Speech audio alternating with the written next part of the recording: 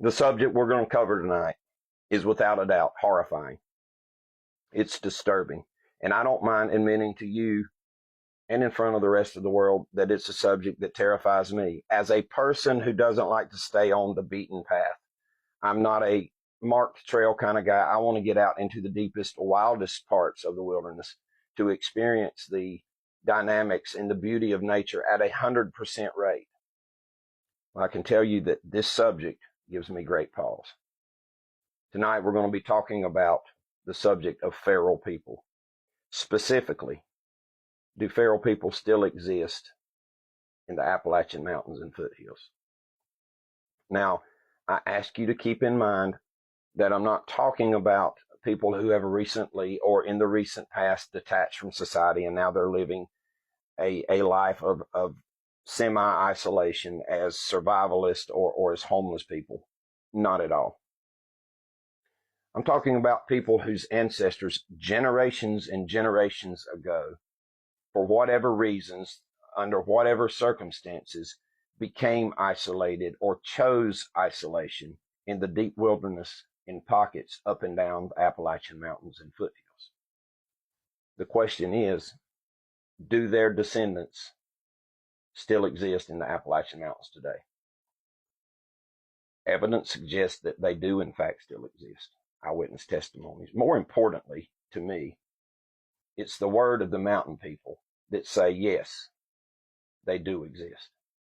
And I give heavy weight to the word of the mountain people. It is said that these feral people have their own language, that they have their own system of communication for purposes of locating one another at distance, for purposes of facilitating the hunt, for purposes of alerting the presence of intruders, and even for purposes of setting up attacks and ambushes. It is said that they display the characteristics of generations of inbreeding. And common sense dictates that, being that there is the severe state of their isolation. It is believed that they are very, very violent. And while they would certainly, at all costs, avoid any accidental contact with any element of the outside world, many believe, including myself, that they will perch on the boundary between their world and our world. Hiding, watching, being stealthy, waiting. When we intrude into their world and they are given the opportunity to raid an unattended camp for gear, for food, for clothes, for shoes, for whatever they can use, that they'll do it. But the most terrifying aspect of this subject is the fact that there is plenty of evidence and testimony that tells us that they will opportunistically resort to cannibalism, which means as true hunter-gatherers, they will not only engage in hunting wildlife, but they'll engage in hunting us. An undisputed fact is that thousands of people in the wildernesses of North America have gone missing, vanished, no explanation, never to be seen again. And the Appalachian Mountains, certainly no stranger to that story. Welcome to the strange and unexplained phenomena of the South Mountains of North Carolina. I am your host, Kaiser Rebel. So sit back, grab your favorite beverage, and give me a few minutes of your time, especially if you're a hiker or a camper or a hunter or a fisherman.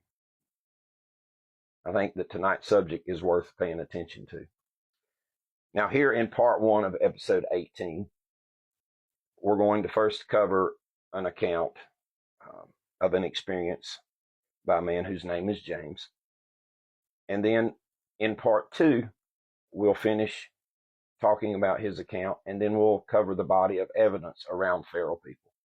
And I will share with you an experience that I had when I was with a group of people and something we ran across in the wilderness of western North Carolina. Now, our witness, James, in the mid-1970s was a young college student. And James was born and raised just past the extreme western end of the South Mountains of North Carolina. So it can be said that he was a child of two worlds, that he was a child of the foothills and he was a child of the big mountains, as I call them. He would have been at home in the South Mountains. He would have been equally at home in the Linville Gorge or Roan Mountain or Wilson's Creek, to name a few places. Definitely a person, in the way he was raised, hunting and fishing, definitely a person at home in the woods. But it was during his time at the university when he developed a passion, a lifelong passion for something that he had never experienced before. He was invited and took the opportunity to go on a long range hiking and camping trip along the Appalachian Trail with some of his college friends. And that was a passion that never left him the rest of his life. And to this day, if he could still do it, he would do it. In the summer of 1977, James became completely disillusioned with the university scene and just tired of college life. And he elected not to go back that fall to start his senior year at the university. So he moved back home. He got a job in a furniture plant and he moved on with his life. Later in that year, near the end of the year, James began to plan a trip, a vacation. And this trip would take place in the springtime. He secured time off from work. Springtime came in the second week of April, 1978. James stepped off on this great adventure. Now, his intent was to hike deep into this wilderness area he had never explored before, set up a base camp, and then each day he was there for a week, he would hike in a different direction to explore, to experience nature, to see what he could see. He budgeted time that day so that he would arrive at his desired destination with a couple hours to spare. He needed a couple hours of daylight to get camp set up, to get him some food, to have a minute to stop and rest. And that's what he did. And he sat there, enjoying a cup of coffee, enjoying a smoke, got in bed early. The next morning woke up before the sun was up. He took time to make him some breakfast, have some coffee, and then to secure his camp, to pull his food and anything that smelled like food.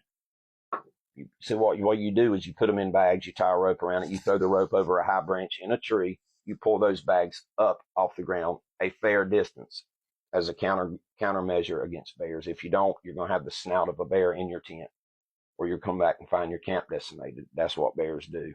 And as it turned out, apparently there's other things that do that as well. But he did all of that morning. He donned his backpack, he rucked up, booted up, and left out on his journey. Just about 5 minutes into his hike, James heard a noise that was completely foreign to him, something he had never heard in the woods before. Now keep in mind, when you're familiar with a certain wilderness area, a certain part of the country, you know what sounds to expect. You know what sounds the wildlife makes. You know the sounds of trees creaking against one another, and so on and so forth. But James knew that was not a natural sound in the wilderness.